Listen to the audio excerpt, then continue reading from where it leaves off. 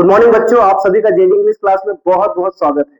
तो चलिए आज जो है हम बहुत ही ज्यादा इंपॉर्टेंट जो सेशन है उसे स्टार्ट करने जा रहे हैं। आज हम 12th क्लास के पिछले 4 सालों के जो एग्जाम पेपर्स हुए हैं उनके हम जो है ग्रामर्स को हम सॉल्व करेंगे। तो आप लोगों से निवेदन है कि लास्ट तक बने रहिए, और जो लोग भी पहली बार मेरे चैनल को विजिट किए आप लोगों से निवेदन है कि लाइक करिए, सब्सक्राइब कीजिए और अपने दोस्तों के साथ शेयर जरूर करिए ताकि सभी दोस्तों को जो है इस वीडियो का फायदा मिल सके, हमारे सेशन का फायदा मिल सके। तो हम ज्यादा इसको लेट नहीं करेंगे और अपने सेशन को स्टार्ट करते हैं। तो let's begin. The first question is, देखिए ये जो क्वेश्चन पेपर है आपका 2022 का है, और 2022, 23, 24 और 25 के हम जो है पिछले 4 सालों के पेपरों को सॉल्व करेंगे।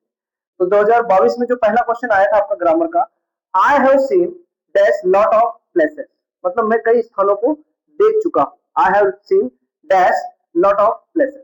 अब यहाँ पर जो है आपका क्या यूज होगा, और ए एन और द। ध्यान रखिए इसके साथ हमेशा किसका यूज किया जाता है, ए का यूज किया जाता है। अब ए का यूज क्यों होगा, ठीक है। तो देखिए मैं आपको जो है क्वेश्चन के साथ साथ उनके जो भी इंपॉर्टेंट फैक्ट्स होंगे वो भी बताऊंगा, और कुछ जो इंपॉर्टेंट चीजें हो सकती है या जो ट्रिक्स हो सकती है उसको आपको एक्सप्लेन करूंगा, इसलिए वीडियो में लास्ट तक बने रहे। तो देखो यहाँ दिया I have seen dash lot of places. अब यहाँ पर ए का यूज क्यों होगा, क्योंकि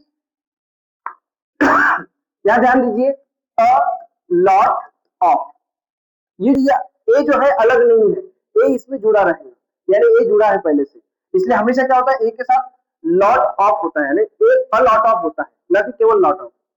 समझ में आ रहा होगा आप लोगों को। अगला क्वेश्चन देखते हैं, I prefer T dash coffee, मतलब मैं कॉफी से ज्यादा चाय लेना पसंद करता हूं। तो अब ध्यान रखिए, जब भी दो चीजों में से किसी एक चीज को सेलेक्ट करना होता है तब हम किसका यूज करते हैं, टू का यूज करते हैं। दूसरी बात, यहाँ पर एक शब्द आया है प्रीफर, तो जो टू होता है वो प्रीफर को फॉलो करता है, हमेशा याद रखिए। प्रीफर के साथ हमेशा किसका यूज किया जाता है, टू का यूज किया जाता है। अगला क्वेश्चन है, mangoes are being dash bought by buying by. अब यहां ध्यान रखना है, ये जो क्वेश्चन आया है ये किस टाइप का सेंटेंस है। तो आप लोगों ने अगर मेरे वीडियोस देखे होंगे ध्यान से तो आप समझ गए होंगे कि ये जो है ये आपका वॉइस का सेंटेंस है, और अभी आपको जो है ये पैसिव वॉइस में सेंटेंस दिया हुआ है, ठीक है। अगर जिन लोगों ने मेरा वीडियो नहीं देखा है तो आप लोगों से निवेदन है कि मेरे वॉइस को बहुत अच्छे से पढ़ाया है और ट्रिकी फॉर्म में पढ़ाया है, तो आप जाकर वीडियो को देखिए, तो आप जो है वॉइस को बहुत अच्छे से कर पाएंगे। तो देखते हैं, मैंगोज आर बीइंग। अब कभी भी याद रखिए वॉइस में जब हम पैसिव वॉइस बनाते हैं तो वर्ब की थर्ड फॉर्म का यूज करते हैं। यहाँ थर्ड फॉर्म क्या है, बॉट। क्या यूज होगा यहाँ पर, मैंगोज आर बीइंग बॉट, ठीक है। अगला क्वेश्चन है, Anand is dash MA in English. अब यहाँ पर देखिए हमें आर्टिकल का यूज करना। तो आपने जितने भी एग्जाम दिए होंगे आपने देखा होगा आर्टिकल से जो है क्वेश्चन एग्जाम में पूछे जाते हैं। तो सबसे पहले तो है हम जो है आर्टिकल को थोड़ा सा समझ लेते हैं। मैं थोड़ा आपको एक्सप्लेन कर देता हूँ, और कुछ ट्रिक्स है जिसके थ्रू जो है आप जो है आर्टिकल के क्वेश्चन को आसानी से कर पाओगे। देखिए सबसे पहले बात करते हैं हम इसमें जो आर्टिकल जो होते हैं 3 टाइप्स के होते हैं, ए एन और द। अब इनका यूज जो है अलग अलग तरीके से करते हैं। तो आपको ध्यान रखना है, जहां पर भी हमें आर्टिकल का यूज करने के लिए आएगा उसके तुरंत बाद के जो भी वर्ड आएगा, जो शब्द आएंगे या कोई नाउन आएगा, ठीक है, या किसी का नाम आएगा, जो भी चीज आती है आपको उसे पढ़ना है और उसे हिंदी में लिख कर देखना है। ध्यान रखना आपको ये चीज, ये ट्रिक है, हिंदी में लिखकर देखना है। तो देखिए क्या लिखा है, एम ए, तो हम इसको हिंदी में लिखेंगे एम और ए। अब आपको क्या करना है, जो पहला शब्द है उसके पहले अक्षर पर ध्यान देना है। यदि पहला अक्षर अ से लेकर, ठीक है, अ से लेकर आहा, यानी हिंदी वर्णमाला के स्वर जो होते हैं अ आ इ ई उ ऊ ए ऐ ओ औ अम आहा, अ से लेकर आहा के बीच का कोई शब्द है, अक्षर है, तो ध्यान रखना है आपको किसका यूज करना है, एन का यूज करना है, ठीक है। यानी आपको हिंदी के प्रोनाउंसिएशन पर जाना है, यानी आप जब उसको पढ़ोगे तो हिंदी का जो भी हिंदी वर्णमाला के जो स्वर है, अगर उनसे इसका प्रारंभ हो रहा है, उनसे स्टार्ट हो रहा है, तो याद रखना आपको एन का यूज करना है, ठीक है। दूसरी बात, अगर मान लीजिए व्यंजन से स्टार्ट हो रहे हैं हिंदी वर्णमाला के व्यंजन, मतलब क से लेकर य तक, ठीक है, किसी भी शब्द से स्टार्ट हो रहा है इनके बीच का, तो फिर आपको क्या यूज करना है, ए का यूज करना है। तो क्लियर हो गया होगा, हिंदी वर्णमाला के अगर स्वरों से स्टार्ट हो रहा है कोई शब्द तो आप एन का यूज करोगे, और अगर व्यंजन से हो रहा है तो फिर ए का यूज करोगे, ठीक है। द का यूज जो होता है स्पेशल कंडीशन में होता है, स्पेशल पर्सन के लिए, स्पेशल प्लेसेस के लिए, या फिर दुनिया की ऐसी चीजें जो सिर्फ एक हो सारी दुनिया में, उनके लिए हम द का यूज करते हैं। तो आप समझ में आ गया होगा। तो देखिए एम ए जो है एडी से स्टार्ट होता है, मतलब हम क्या करेंगे, एन का यूज करेंगे। ठीक है, अगला क्वेश्चन है, have you dash complaint against अस। ध्यान दीजिए यहां पर ये जो है आपका जो क्वेश्चन है डिटरमिनर से लिया गया है, ठीक है ना, और इनफाइनाइट डिटरमिनर से लिया गया है। तो इनमें से भी क्वेश्चन जो है एग्जाम में पूछा ही जाता है, ये 2022 का पेपर है। तो ध्यान दीजिए, अब थोड़ा बहुत हम डिटरमिनर्स के बारे में समझ लेते हैं और इसकी भी कुछ ट्रिक्स है उसको समझ लेते हैं। ठीक है,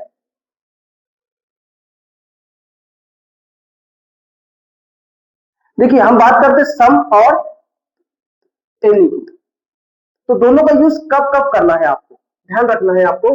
देखिए सम का यूज कब करना है, जब सेंटेंस जो भी दिया हुआ सेंटेंस रहेगा वो आपका कैसा होगा, अफर्मेटिव होगा। कैसा होगा, अफर्मेटिव। अफर्मेटिव मतलब सकारात्मक, यानी सकारात्मक का मतलब क्या होता है, subject plus verb plus object, यानी इस टाइप का अगर उसका स्ट्रक्चर है, फॉर्म है, यानी सब्जेक्ट से स्टार्ट हो रहा है और सकारात्मक यानी पॉजिटिव सेंस देता है। ठीक है, तो आप जो है सम का यूज करोगे। और अगर इसके अलावा मान लीजिए जो सेंटेंस है वो कैसा है, नेगेटिव है, नेगेटिव है, ठीक है, नेगेटिव है या फिर इन्वर्टेड है।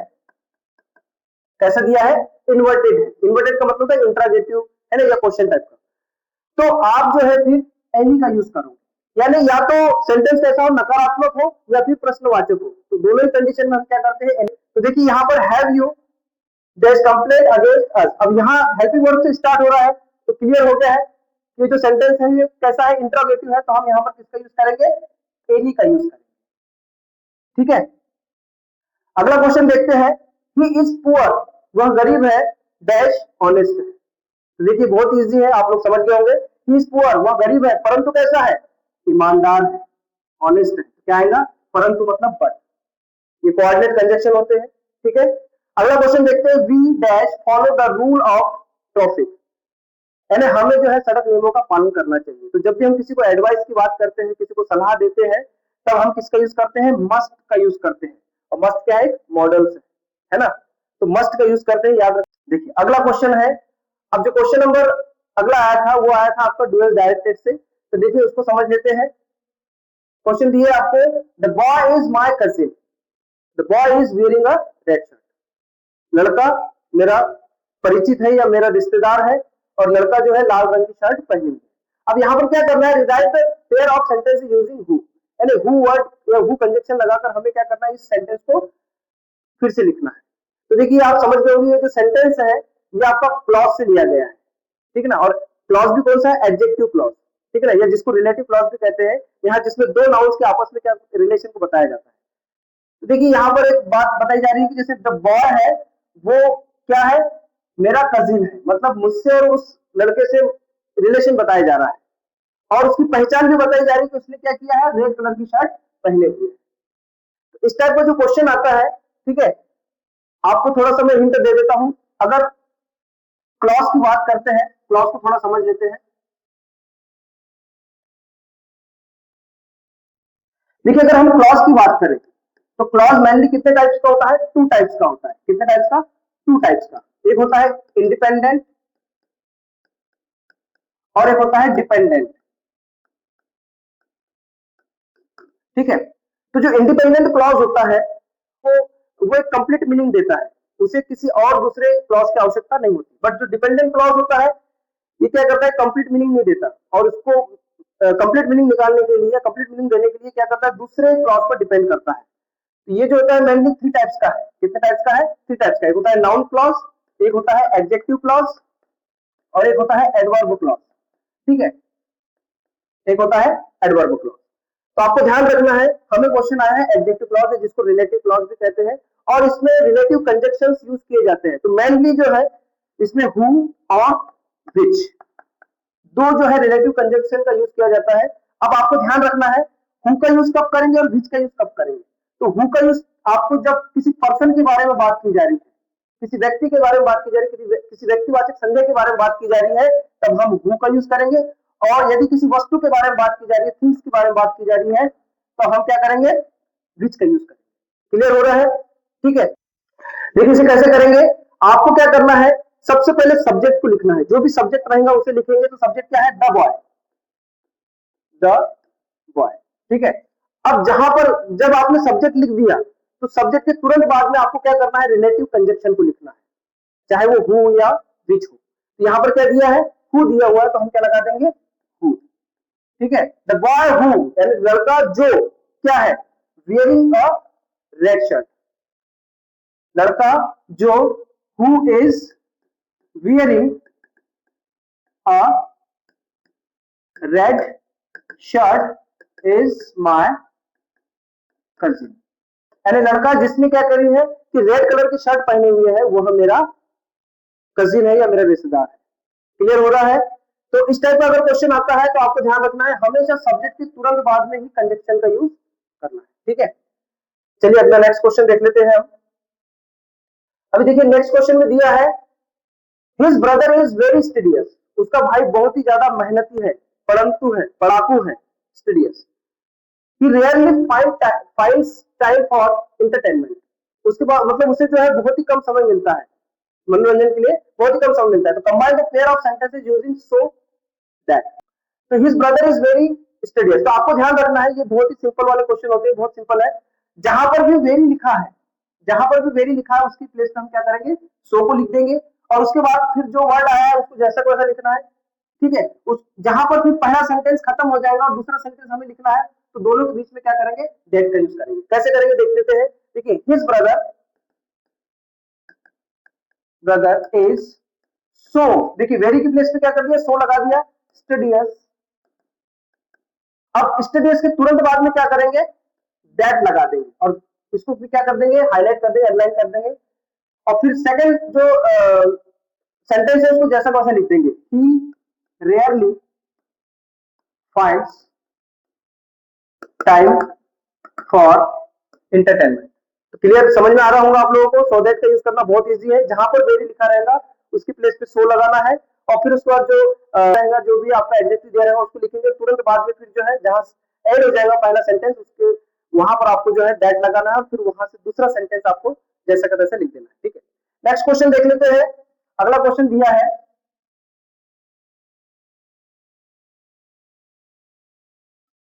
देखिए नेक्स्ट क्वेश्चन में दिया है her pen put in some she in. अब यहाँ पर rearrange the words to make a meaningful sentence, हमें इसको रीअरेंज करना है और एक मीनिंगफुल सेंटेंस बनाना है।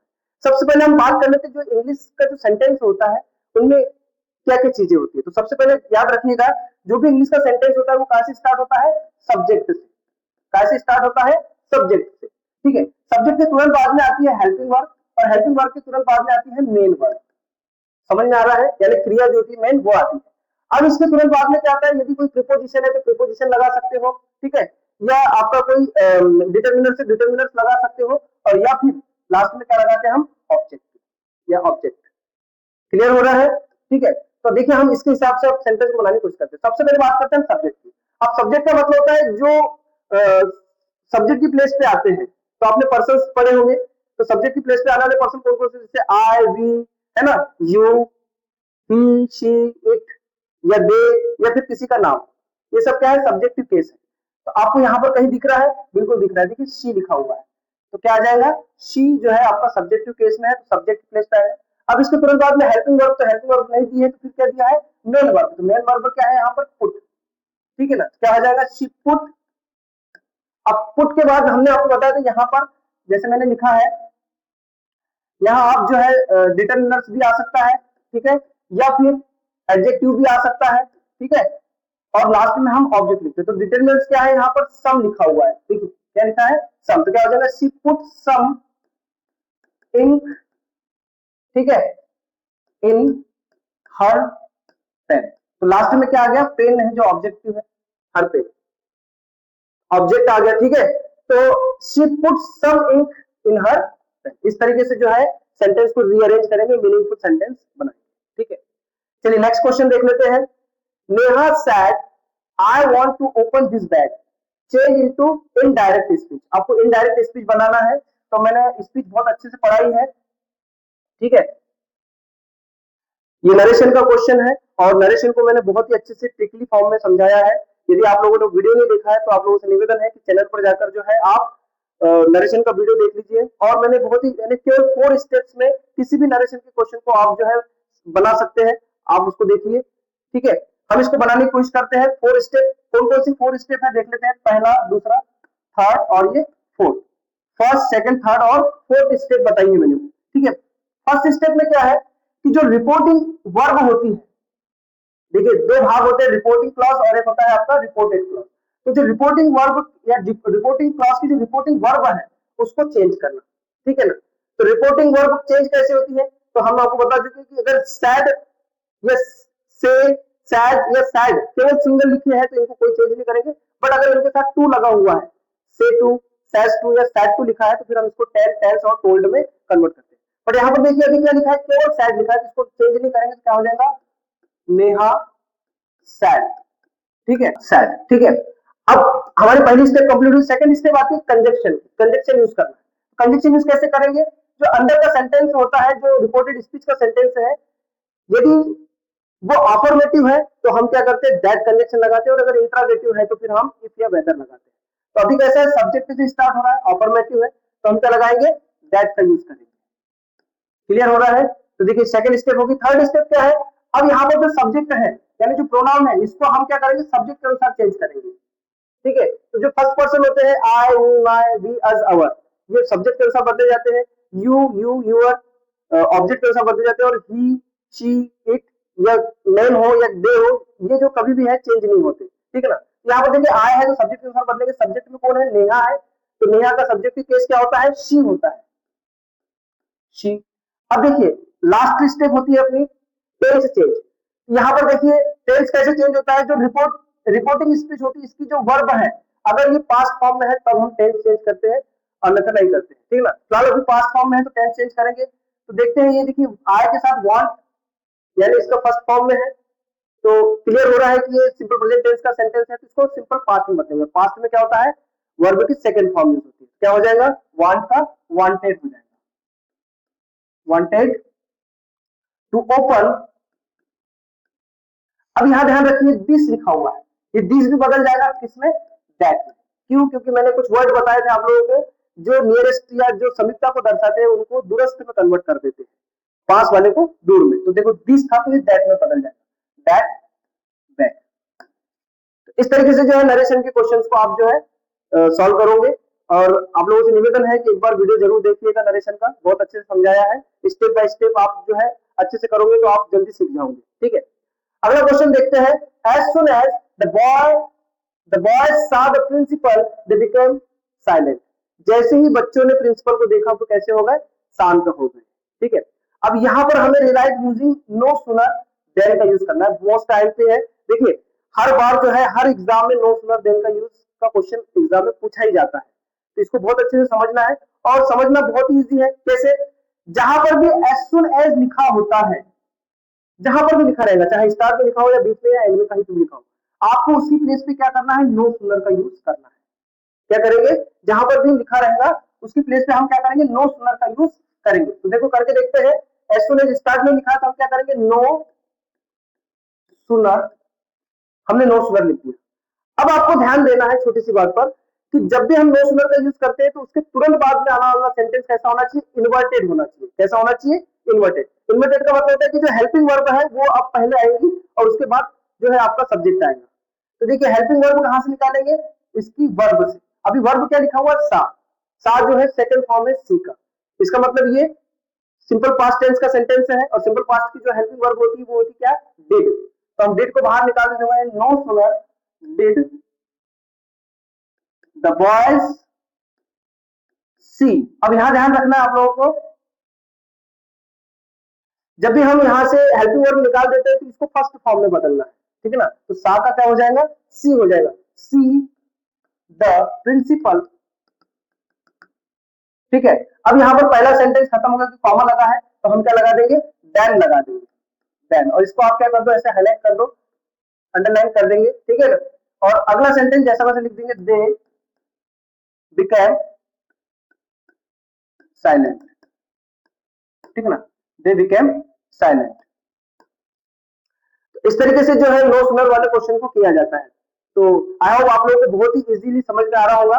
क्या करना है कि एज सुन एज की प्लेस पे नो सुनर को लगाना है, और नो सुनर के तुरंत बाद वाला सेंटेंस कैसा होना चाहिए, इन्वर्टेड होना चाहिए, मतलब हेल्पिंग वर्ब को आपको पहले लिखना है। अब आपको एक और हिंट देता हूं, क्वेश्चन में हमेशा याद रखना सिंपल प्रेजेंट टेंस या सिंपल पास्ट टेंस का ही क्वेश्चन आपको नो सुनर देन के क्वेश्चन में मिलेगा, क्योंकि इसमें क्या होता है कि बच्चे कंफ्यूज होते हैं, क्योंकि जो वर्ब वर्ब होती है उसी में जो है हेल्पिंग वर्ब छुपी रहती है। अदरवाइज जितने भी टेंस है सभी में फिर जो है वर्ब अलग से रहती है ना, कंटिन्यूअस में एमिजार है ना, और पास्ट टेंस का वाज वर ऐसे अलग से रहती है, बट सिंपल प्रेजेंट और सिंपल पास्ट इनमें जो है वर्ब छुपी हुई रहती है, इसलिए क्वेश्चन इसी में से बनते हैं।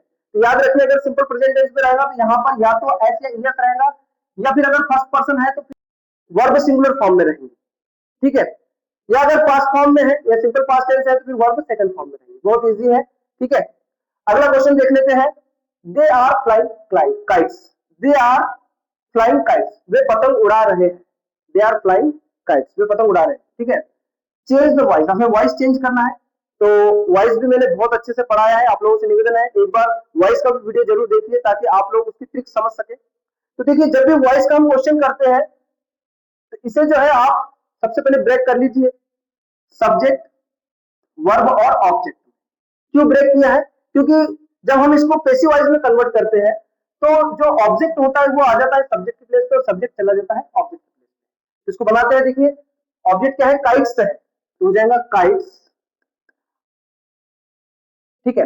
अब देखिए काइट्स जो है ये कैसा है, प्लूरल फॉर्म में, तो और सेंटेंस क्या है, ये प्रेजेंट टेंस का है, तो प्रेजेंट टेंस की ही इसमें हेल्पिंग वर्ब यूज होगी, तो प्लूरल फॉर्म है तो इसमें हेल्पिंग वर्ब भी क्या यूज होगी, आर ही यूज होगी, ठीक है। अब देखिए अगला है, इसमें जैसे फ्लाइंग लिखा हुआ है, तो फ्लाइंग में आईएनजी जुड़ा हुआ है, तो हमें आईएनजी को भी लिखना होता है, लेकिन आईएनजी को लिखने के लिए हम क्या करते हैं, बीइंग लगाते हैं उसके लिए, यानी सिंगल आईएनजी को नहीं लिखा जाता, बीई के साथ यूज किया जाता है, तो हो जाता है काइट्स आर बीइंग, और आपका जो वर्ब है, वर्ब की कौन सी फॉर्म, थर्ड फॉर्म क्या होती है, फ्लोन, फ्लोन बाय, अब यहाँ पर बाय लगता है पैसिव वॉइस में, और देखिए सब्जेक्ट पे क्या है, दे है, तो दे ऑब्जेक्ट की प्लेस पे आ जाएगा, तो ऑब्जेक्ट के केस में बदल जाता है, क्या बन जाएगा, दे। तो क्लियर हो रहा होगा, है ना, वॉइस कैसे बनेगा, kites are being flown by them, ठीक है। नेक्स्ट क्वेश्चन देख लेते हैं, और ये लास्ट क्वेश्चन है 2022 के एग्जाम में पूछा गया क्वेश्चन पेपर का, वी लिव हियर सिंस 1952, ठीक है, वी लिव हियर। अब यहां पर हमें क्या बोला गया है, supply the correct verb form, correct verb form लिखना है।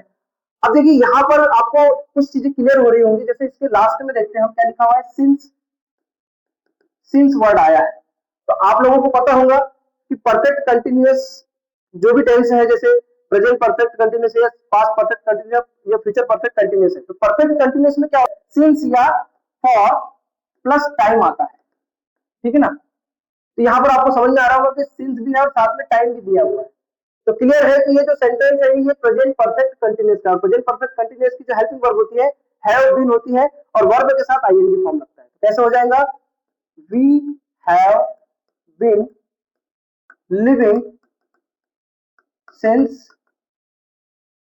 सॉरी लिविंग हियर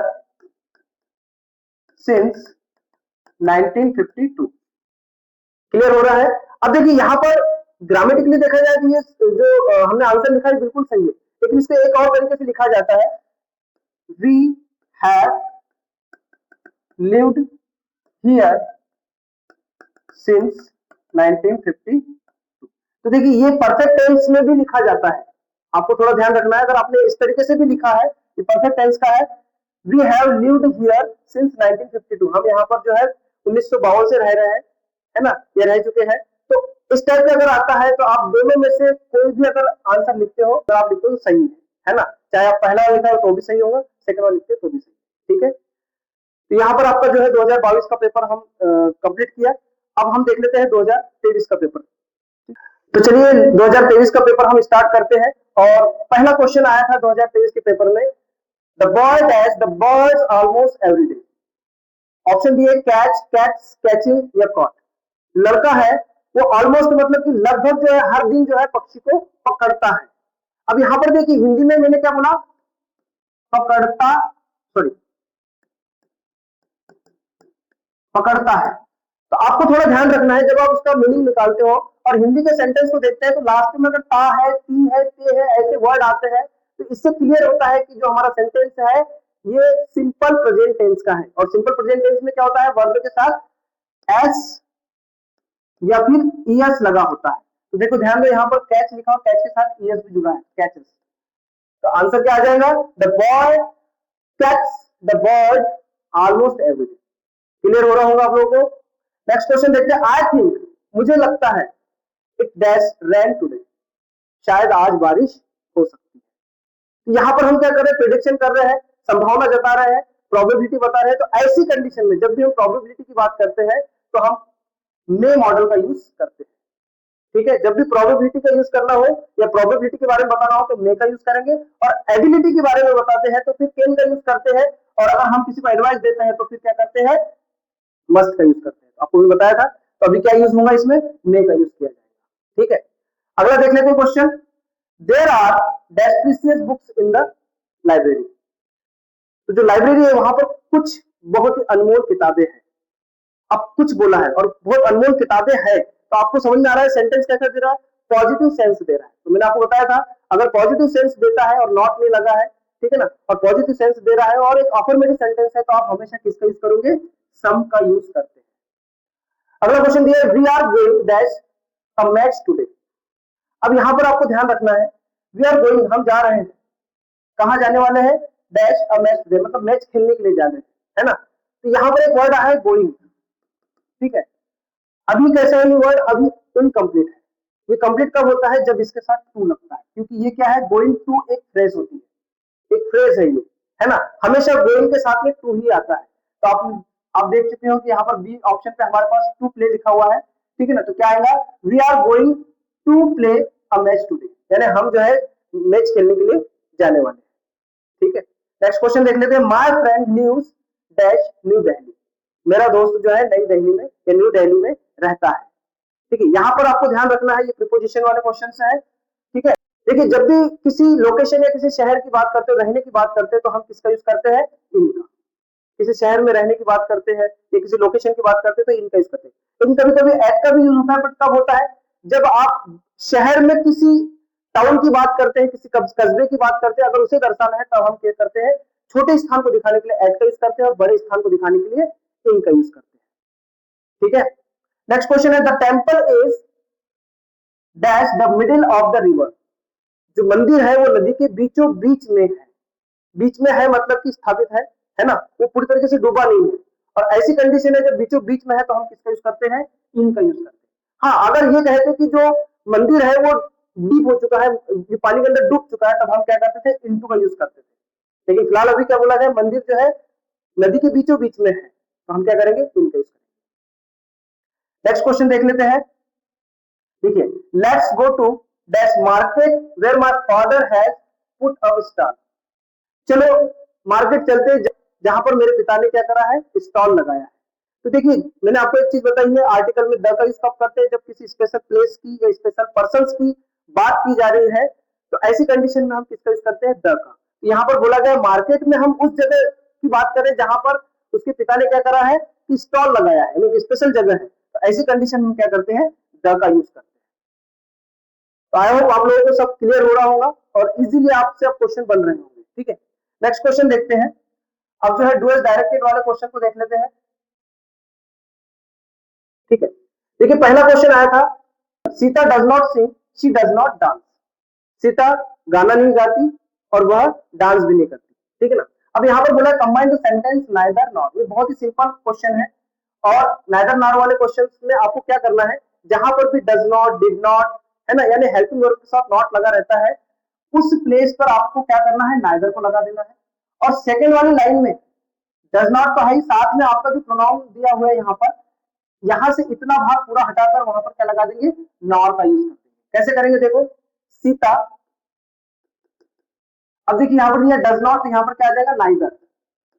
नाइदर क्या है, सिंग, और फिर आ जाएगा नॉर। आप इसको अंडरलाइन कर लेना, ऐसे हाईलाइट कर देना, और इतना पूरा हटाकर क्या कर देंगे, डांस। ठीक है ना, क्या हो जाएगा, सीता नाइदर सिंग नॉर डांस, यानी ना तो गाना गाती और ना ही डांस करती। अगला क्वेश्चन देखते हैं, mister Gupta teach us Hindi. Mister Gupta जो है हमें हिंदी पढ़ाते हैं। ठीक है ना, अब इसका change the voice, voice change करना है तो वॉइस को मैंने आपको बता चुके हैं। सबसे पहले हम क्या करेंगे, उसको सब्जेक्ट, वर्ब और ऑब्जेक्ट में ब्रेक करेंगे, तोड़ेंगे। अब ऑब्जेक्ट क्या है, हिंदी है, तो सबसे पहले हिंदी से लिखेंगे, हिंदी, ठीक है। और ये प्रेजेंट टेंस का सेंटेंस है, तो प्रेजेंट टेंस की जो हेल्पिंग वर्ब होती है क्या होती है, इज, क्योंकि हिंदी है तो इज लगेगा, हिंदी इज। अब देखिए यहाँ पर वर्ब क्या है, टीच है, और हम जब भी पैसिव वॉइस बनाते हैं तो वर्ब की कौन सी फॉर्म आती है, थर्ड फॉर्म, तो क्या हो जाएगा, टॉट, ठीक है ना। तो Hindi is taught to us. अब यहाँ पर अस यानी हमें, ठीक है ना, इसलिए टू अस लिखेंगे, बाय किसके द्वारा पढ़ाई पढ़ाई जाती है, मिस्टर गुप्ता, ठीक है, मिस्टर गुप्ता। तो इस तरीके से जो है वॉइस का सेंटेंस करेंगे, Hindi is taught to us by mister Gupta. Clear हो रहा है। देखिए नेक्स्ट क्वेश्चन देखते हैं, if the do if they do not work properly they will be punished. यदि वे सही तरीके से काम नहीं करते हैं तो क्या होगा कि उनको पनिश किया जाएगा।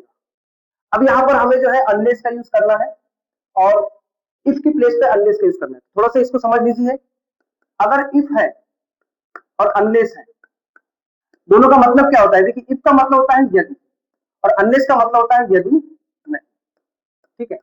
यानी अगर इफ लिखा रहेगा तो उस सेंटेंस में कहीं ना कहीं आगे जो है नॉट लिखा रहेगा, क्योंकि इसका सिंगल अर्थ है यदि, तो इसलिए नॉट अलग से लिखना पड़ता है। बट जो अनलेस होता है, अनलेस का मतलब ही होता है यदि नहीं, ठीक है ना, तो हमें नॉट लिखने की आवश्यकता नहीं होती। इस सेंटेंस को कैसे बनाएंगे, जहां पर भी इफ लिखा है उसकी प्लेस पे हम क्या करेंगे, अनलेस को लिख देंगे, अनलेस, अनलेस दे। अब यहां पर डू नॉट पूरा हट जाएगा, क्या बचेगा, वर्क प्रॉपरली, ठीक है। अगला सेंटेंस जैसा को वैसा लिखना है आपको, दे will be punished, they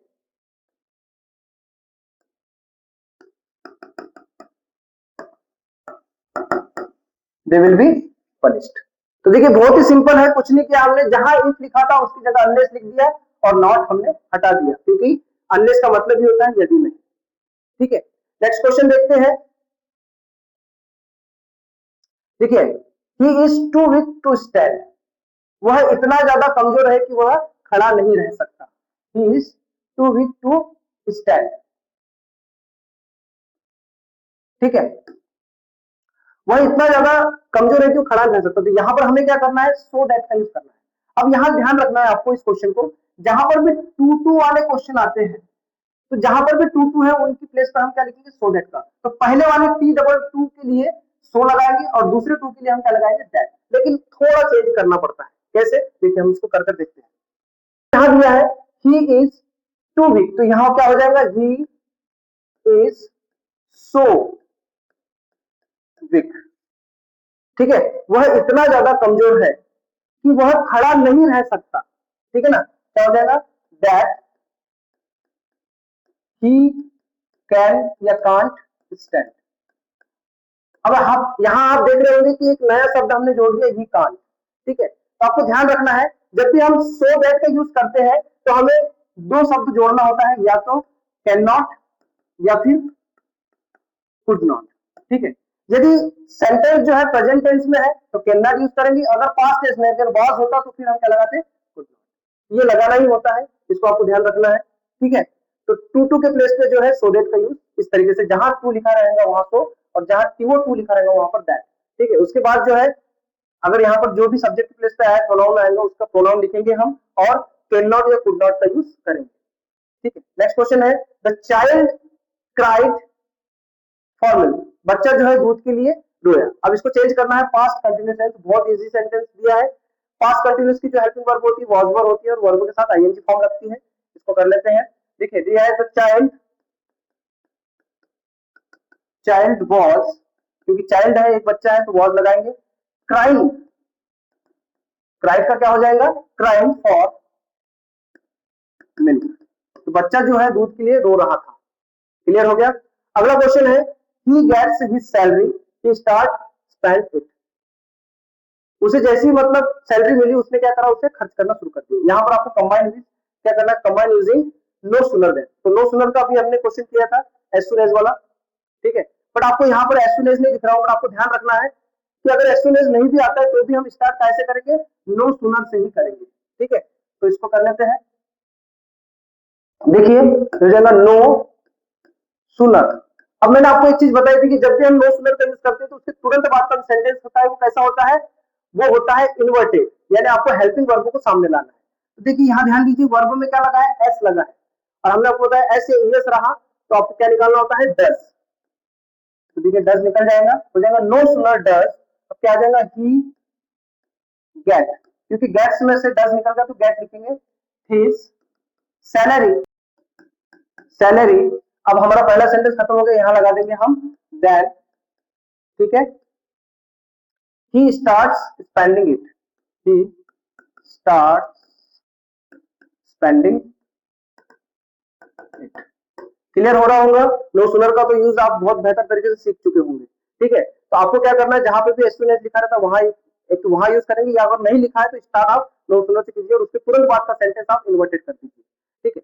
next question दिया है, Raju right can either with hand, ठीक है। रीअरेंज करना है हमें, तो हमने आपको बताया था सबसे पहले सब्जेक्ट आता है, तो सब्जेक्ट क्या है यहाँ पर, राजू है, राजू यानी किसी लड़के का या लड़की का नाम हो, नाउन हो, तो आप उससे स्टार्ट करेंगे राजू। अब राजू के तुरंत बाद में क्या आना चाहिए, हेल्पिंग वर्ब। बट अगर हेल्पिंग वर्ब नहीं है और अगर वहां पर कोई मॉडल वर्ब दी हुई है, जैसे यहाँ पर कैन दिया है, तो पहले कैन को लिखेंगे, कैन। तो राजू कैन, अब वर्ब क्या है, राइट, राजू कैन, राजू लिख सकता है, क्या लिख सकता है, आइदर विथ हैंड। तो क्या आएगा, विथ आइदर हैंड, क्या आएगा, विथ आइदर हैंड, यानी वो दोनों में से किसी भी हाथ से वो लिख सकता है। आइदर हैंड का मतलब होता है दोनों में से किसी भी हाथ से। तो क्लियर हो गया होगा आप लोगों के लिए, ठीक है। तो यहाँ पर जो है अपना 2022 और 2023 का हमने क्वेश्चन पेपर सॉल्व किया, बट अपना जो वीडियो है थोड़ा सा लेंथी हो जाएगा, इसलिए अगला 2025 और 24 के जो पेपर है हम अगले वीडियो में करेंगे। तो आप लोग यहाँ तक बने रहने के लिए आप लोगों का बहुत बहुत धन्यवाद। आगे की वीडियो देखने के लिए बने रहें, धन्यवाद।